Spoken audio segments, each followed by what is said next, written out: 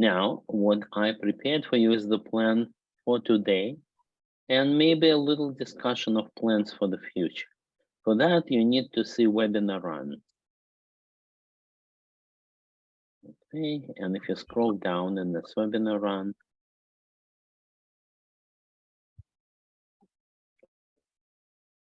then you see this date. Now I need to copy, paste this down below. Well, I can just change the date because today is February the 2nd or the 3rd even. Okay, good. And what I want to do is, we yesterday or last time we didn't finish up. We wanted to do fine tuning, and that's preparing the data and fine tuning the model. We need to finish this. Okay, and I also have some future plan to discuss with you. So guys, we all started by being excited about Hugging Face. And I told you the Russian fairy tale. You can say I'm a Russian, right? And the fairy tale was about a little egg that everybody tried to break and nobody could except for the little mouse. In the end, it came and with its tail it broke the egg. So I was comparing the Hugging Face to this little mouse. And I was saying that the Hugging Face was not so little, with the market cap of $2 billion, a valuation of $2 billion. But of course, ChatGPT is the model name, and OpenAPI is the company name, is valued at 45 billion. So they are the big mouse. In any case, those two companies were able to do something that Google, Microsoft, and Facebook were not able to do before. What is it? That's the popularity.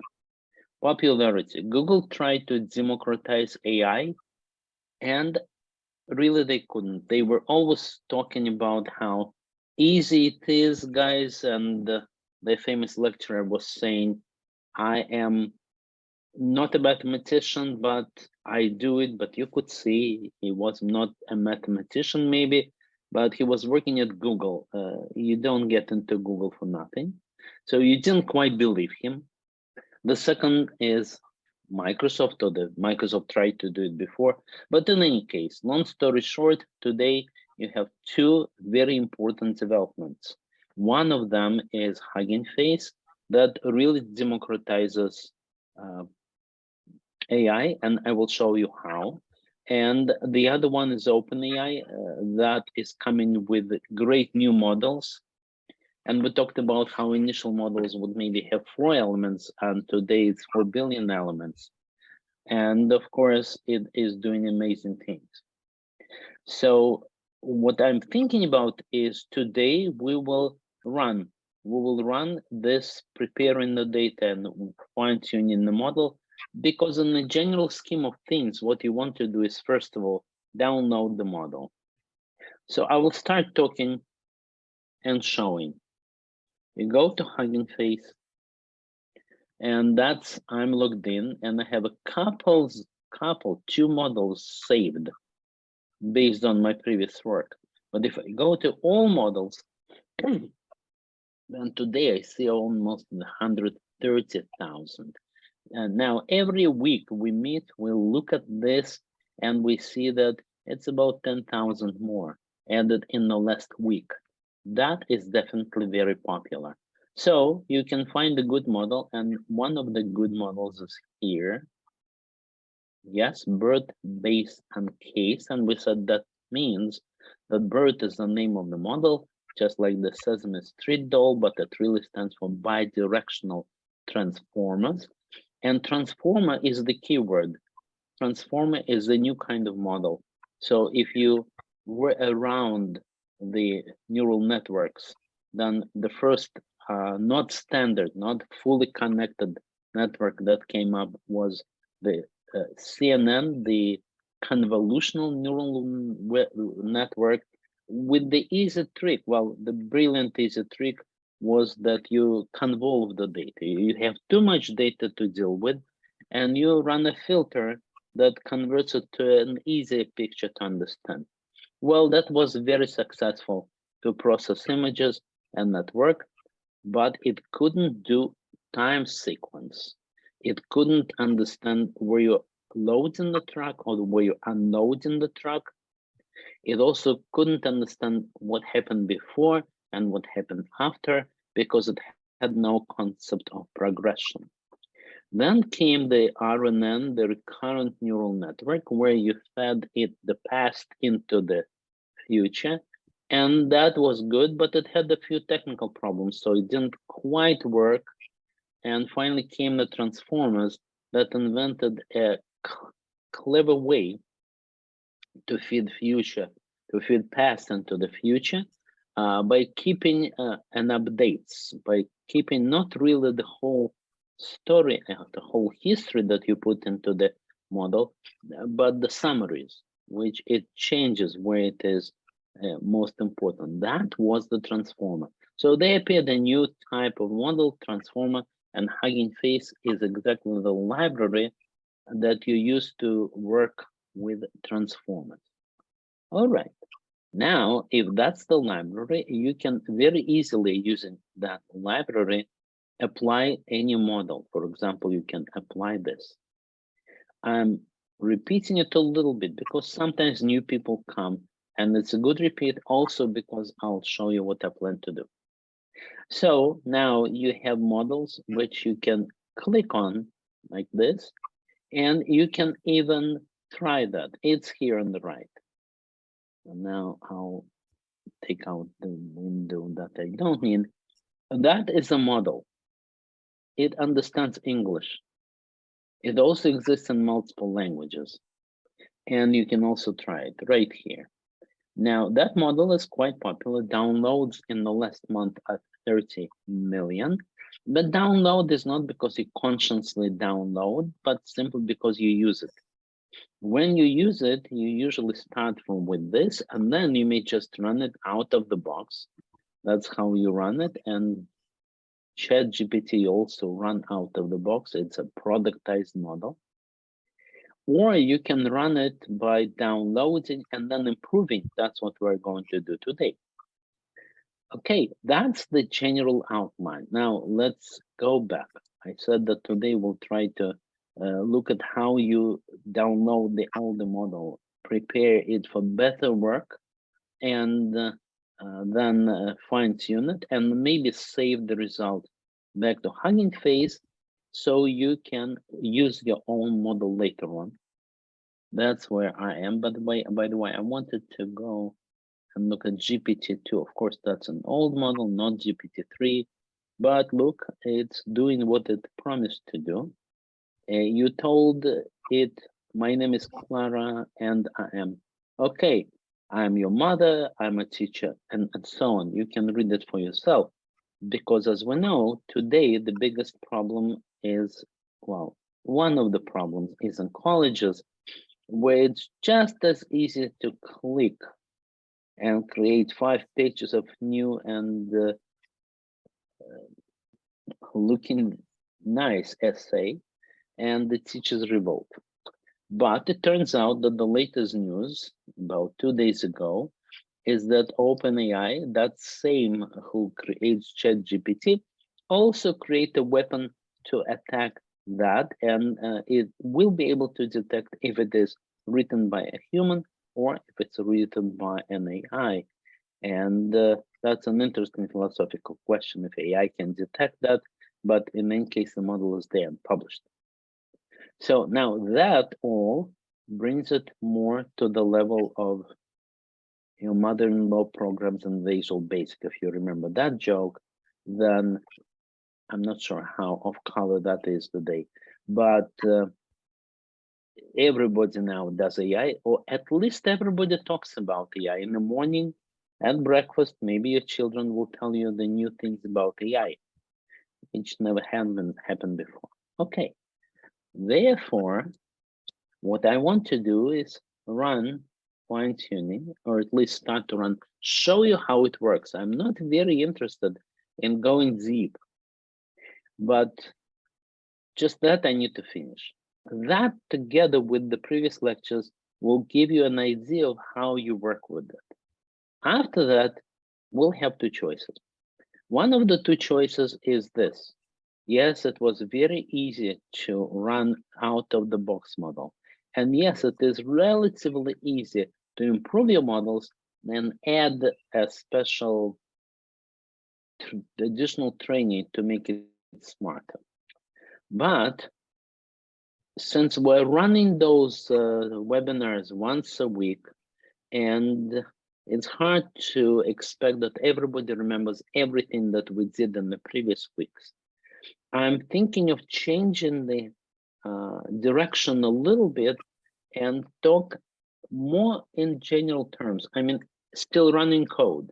In general terms means very practical, but not going to the level of, okay, you've done all these 3 steps. How do you do step number 4? That maybe is too deep. Instead, I have those news that I want to investigate myself. And I'm egoistical here. I started this training so that I can learn more. And so I have a few next steps.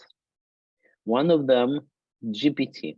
So that is a lecture. It's a couple hours of lecture. So I'll have to listen to it.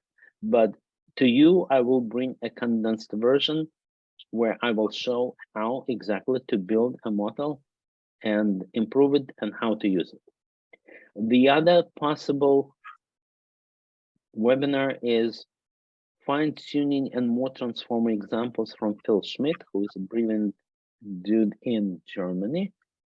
And question answering. How can you build something that will answer your questions based on a certain text?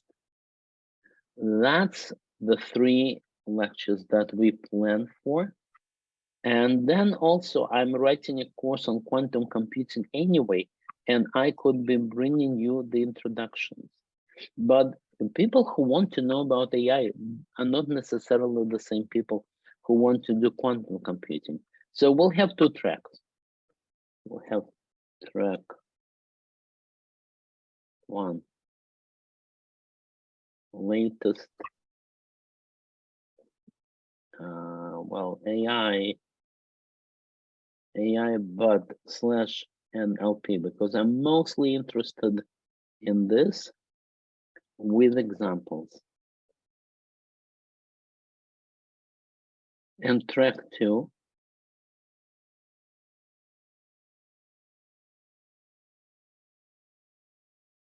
quantum computing. But again, here too, what's interesting is that we are going to do examples. Now, I really want you to vote. So are you interested in this change direction, latest in AI, instead of specifically the Hugging Face? Of course, latest in AI will come from Hugging Face, and it comes will come from ChatGPT mostly. So chat, going on chat, and who is interested in this? So you can answer yes or no, 0, 1, 0 means not interested, 1 means yes, interested. And of course, we will announce that. So that will be a real vote. But it would help me if you answer something, because that will give me somewhat an idea. And okay.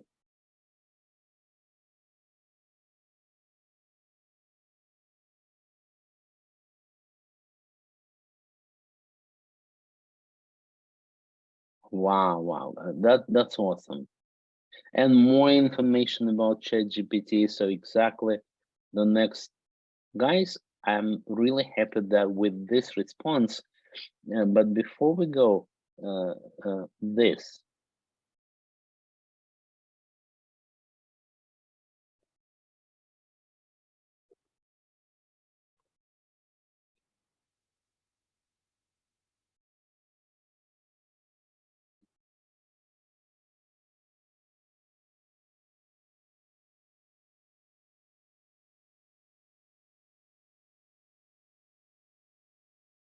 Okay, so, but you still prefer track 1 to track 2, which is the very important thing.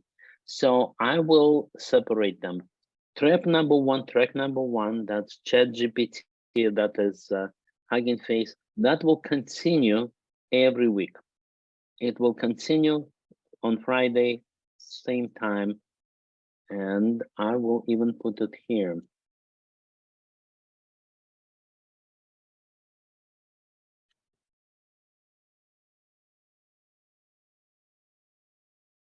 Okay, AI, we will continue on Friday. As far as quantum computing, we'll just make a one-time webinar.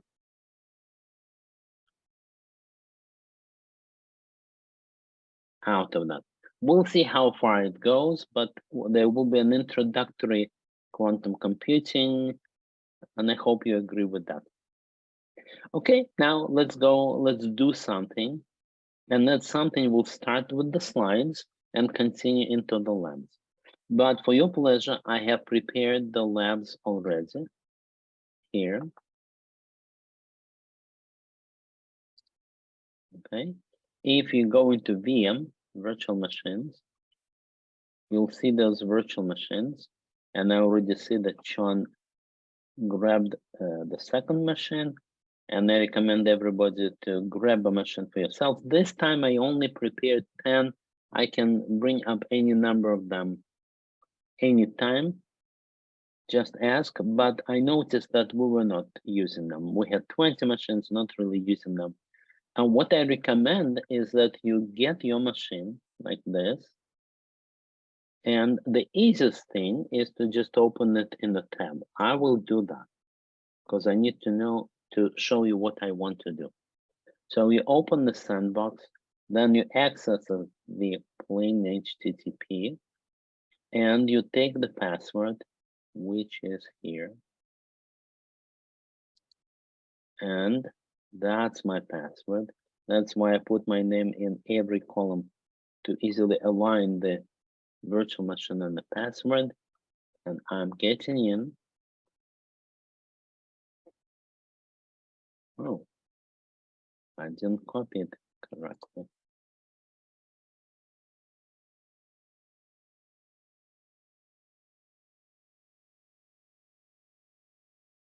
Very strange. I'll try it once again. Maybe because I didn't copy the I.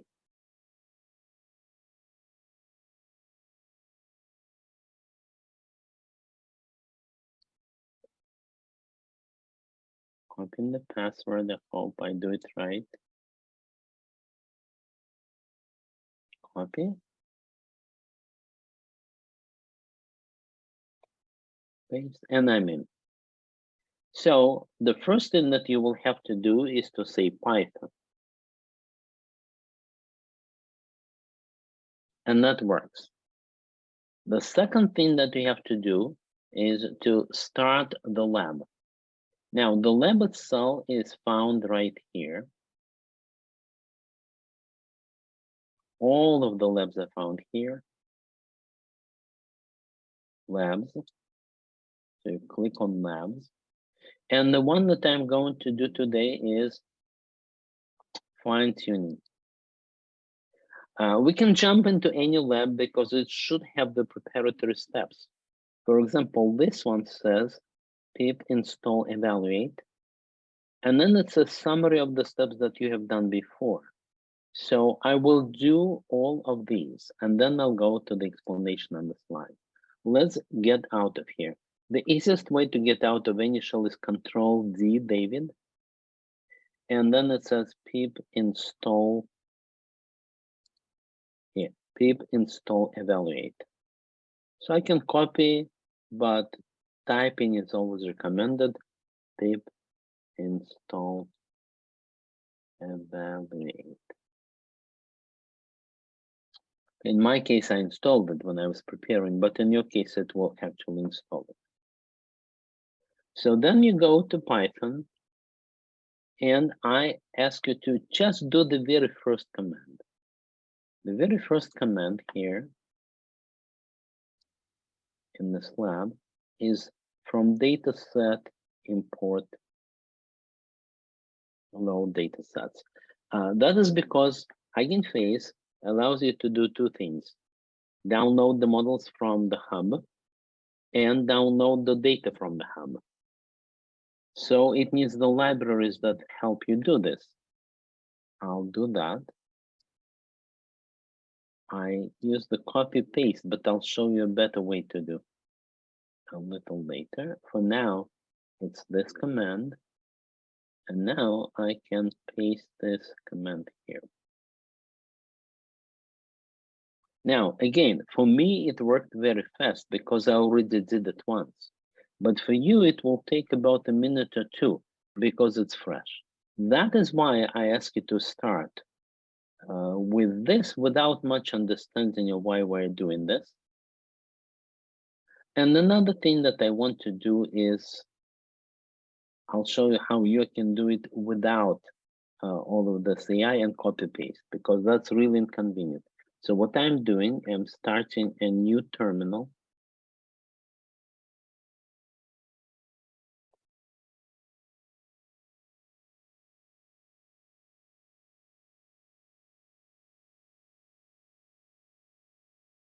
That's a new terminal, which I will make bigger so that you can see everything I'm doing. And I'm going to log in into that same machine. I'm going to log in into that same machine, and things will just be easy because here I have to go through the UI and the hoops, and they're good if you don't know how to do SSH.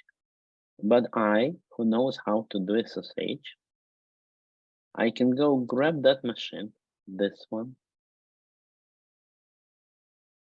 grab that machine, copy that, and in the terminal say SSH, give it the name Ubuntu, username is Ubuntu, and give it the IP. So it says I never logged in here, confirm. Confirmed. Take the password, which is right here. You remember that's the password. And tell me why you guys and girls do not grab a machine. Okay, and give it the password. So I logged in. But now that I'm logged in into the same machine, I can easily say Python. Okay, and it's a little bit faster because I don't have to go through the hoops. And then do the next command. That's this one. But I don't have to use any clipboard anymore. It's right away. I'll just do one more.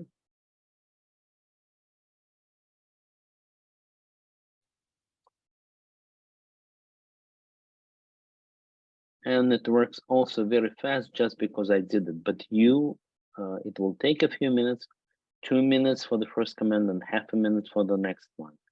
That's why I wanted to start this. Meanwhile, I'll go get my slides. The slides are right here.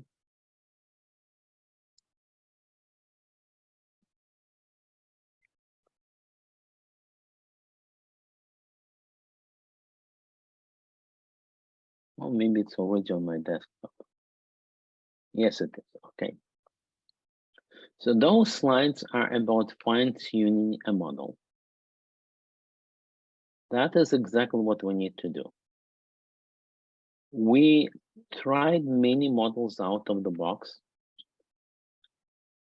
and we found them interesting, but they were not perfect.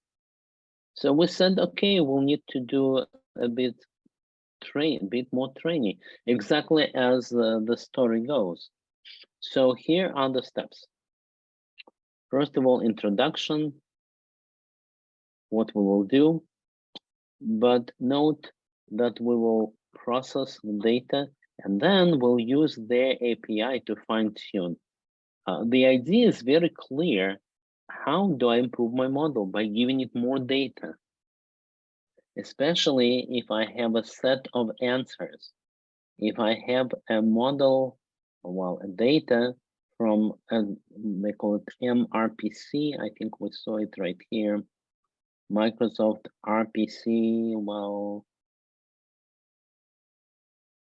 not going into that right now, but having more data with well-defined answers on what we need to do. And that gives it more knowledge about the domain. And so our model becomes better. Then we do the full training to this model and then upload it back to the hub. After that, it appears under your models here. And you log in right here. And there will be another model, and that new model will be answering your specific goals. So the beauty of Hugging Face is that it made this story, which is very simple story, right? Who doesn't understand how you take a kid and improve the kid, or at least the hope of improving, so that it becomes your helper. That's easy, but Hugging Face made into a set of commands that I will show you that will code this. So that's today. And from then on, we'll be talking more about those areas that I showed, probably announcing it more. Okay, so slides and then the lab. So we said that what we want to do is prepare a larger data set. We'll start from a small one. Then we will download the model to our machine and use use what's called a train API. That's a set of commands how you additionally train the model, fine-tune the model. Then we will do a custom loop for training, which will keep training. And that you can do with acceleration library. That's just a technical issue. You could train it like that with just using the train API, or you could accelerate the library in case you have much more resources, then it will parallelize these resources on multiple computers. Again, that's easy to explain and understand, but it's not as easy to do it in code. So I'll show you how to do it in code. So we mentioned that the hub contains not only the model, but it has multiple data sets in a lot of different languages. And that's what we're going to do. Where are those data sets? Here is the Hugging Face. Here are the data sets. 20,000, the last time we looked at it, it was 18,000. So I think it goes at the speed of 20% a week. And what kind of data you need? By the way, you notice there is a computer vision tasks because those new models, wonderful models called transformers, can also do images. But of course, everybody is interested in natural language processing. So these data sets are here, and I'm particularly interested in summarization, for example. And here are the different summarization models. So last time I showed you how you look at the data because it should have a data card. Amazon US reviews, interesting, okay, let's look there. And this data set card will explain to you everything you need to know or want to know about this data set, what it is, what's the details. It won't have a specific try me because to try me, you need to work with the model, but it will have enough data here. Okay. Great. So when the stand loads in the data set, by the way, we will revisit the Superglue leaderboard. That has a picture of what was maybe a week or two ago. Microsoft Alexander model was the leading one at 91.3. So let us go and look at Glue benchmark.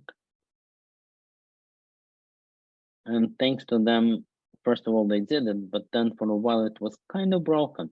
It was hanging there and never getting anything. And today it's working. Oh, no, nobody came in. This is this MRPC, Microsoft Research Paraphrase Corpus F1. How well does it do on that? 94%, 91%. Well, our numbers won't be as great at all, but at least we'll be going in this direction. That is where you can look at what's going on. Now, not all of these will be available commercially or free, but not all of them will be available to you out of the box. For example, let's look at the model Turing ULR. For that, we just go back to Hugging Face. Yes, and look at the models. And then look at this model. And it doesn't copy paste, right?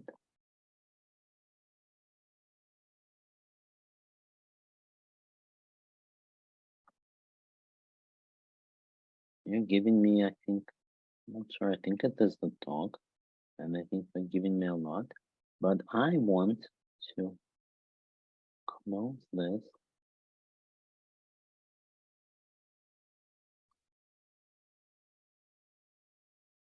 Click on submission, I don't know.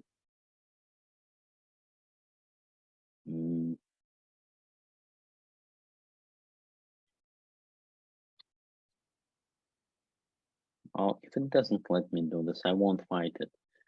It's okay. We can investigate the models, but we need to continue with our lab.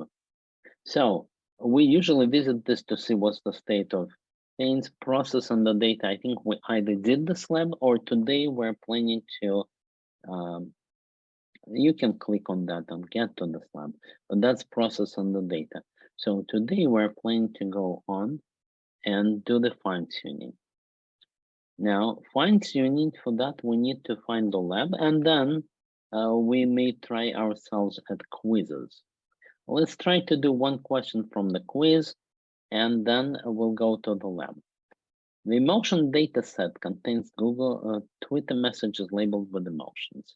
Search for it on GitHub and read the data set card. But we are not going to unless you can do it real quick. And can you guess which of the basic emotions is not there? Okay, so I'll open my chat. And let's see what is not, as they think, the basic human emotion. B, love is not a basic human emotion. That's pretty sad. There are many religions based on exactly that.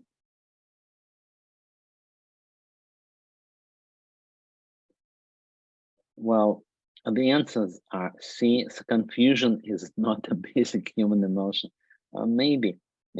Really, we need to go and investigate, but in this case, I can simply go here and the data set contains 6 emotions. That's about this particular data set, and notes that are hidden from you guys, but you can see anger, fear, joy, love, sadness, and surprise.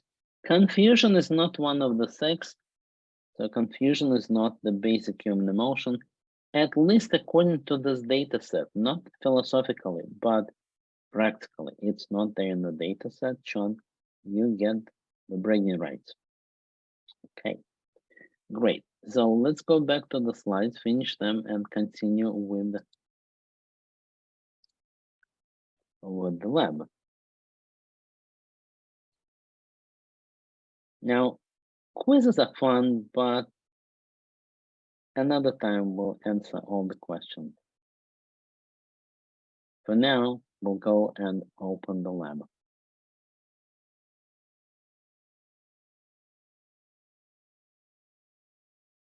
So we're in Hugging Face Lab,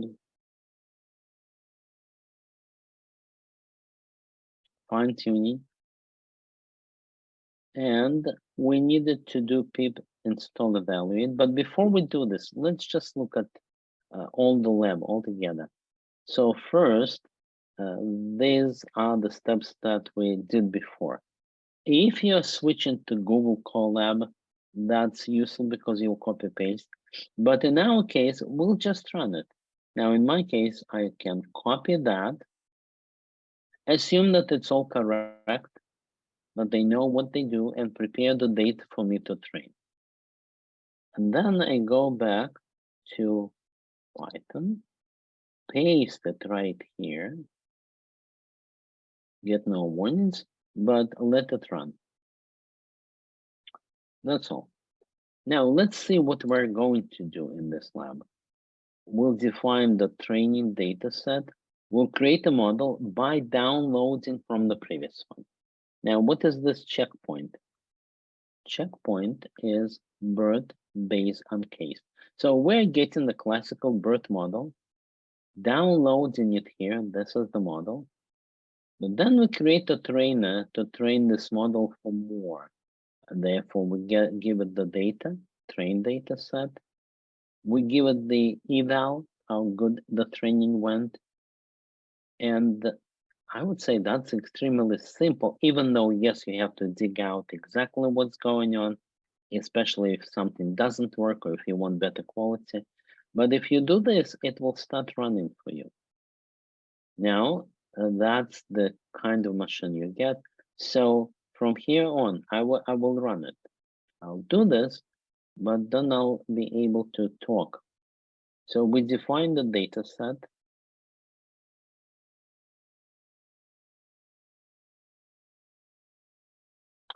That was easy. Then we create this model by downloading from the hub. And for that, I don't need the login because that's an open model. So download me the model from the hub. Okay, and it gives some things about warnings about don't run it. It's unpredictable. But then train the trainer. Create trainer. That's just creating an object and then the train. That's where it will start working hard. Okay, so it started working hard and it will take about 30 minutes. Now from then on, I will just show you what will happen. If we're training this, then we will see an output like this at 1%. Right now at 2%. Okay, so we'll see how it actually completes. And when it completes, it gives us the precision that it gets at this moment. Then you will evaluate this and you'll get something like predictions. Prepare the predictions and compute the metrics of predictions, which will give you the results. That will give you the accuracy of 84. Remember, we looked at the best today. That was 91, I believe, percent. Well, that BERT model is not much worse. That's how much accuracy you get out of the box by just running it. But what we want to do is define the metrics, add more data, and train some more, like this, and then get the results. Now that I didn't finish, not sure what were the results, but they are supposed to get better. Of course, that's all I can do today. So what I'm suggesting now is this. I'll keep these machines up. You can try, you can start the training process, like in my case, it's 8%. And I will stop talking, stop showing stuff, because now you have all that you need. You have all the links, you can run it. You can go to Hugging Face, ask the questions. You can also look at the tutorial, which they call, I think, course. Okay, because I get my knowledge from them. And besides, they keep updating it. I also keep updating it. So it's work in progress, but not surprising because look at ChatGPT, which makes the big news for the last, I would say, 3 or 4 weeks at most, but it is a revolution. I was just reading news from security conference, which said, hey, humans are slow folks when it comes to war actions and AI will fight AI. Well, that reads like science fictions, and the only thing that the guy said, well, it will create more jobs for my company. That's that's prejudice. But in any case, that's where things are. That's how fast they run, and that's why we run our weekly webinar. Just a friendly talk plus play with the machines. Let me do this. I showed you how you do this without much detail, just a promise. Sorry about this, but again, the details or even the training would have some time, would take some time. So right now, you can ask the questions if there are any questions. I will keep those virtual machines up for maybe another hour or two. Tell me if you need more. And if you don't ask questions here, that's all right. You can always ask them in the email or just wait for the next webinar. The next webinar is ChatGPT. That is a powerful set of models which are now given to us at a certain price, but that price is some say $20 a month, some say $40 a month.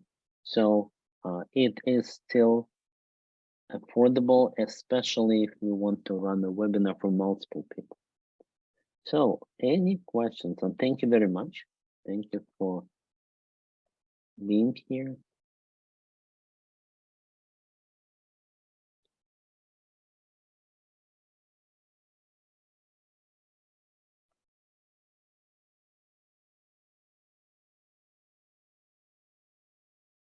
Thank you, Mark. Thank you, Olga. Olga, more correctly.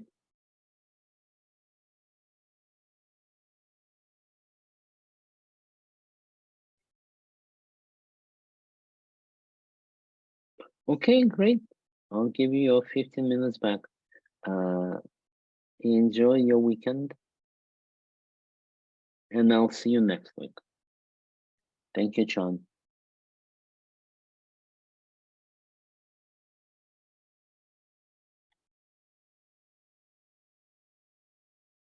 Thank you, Lola.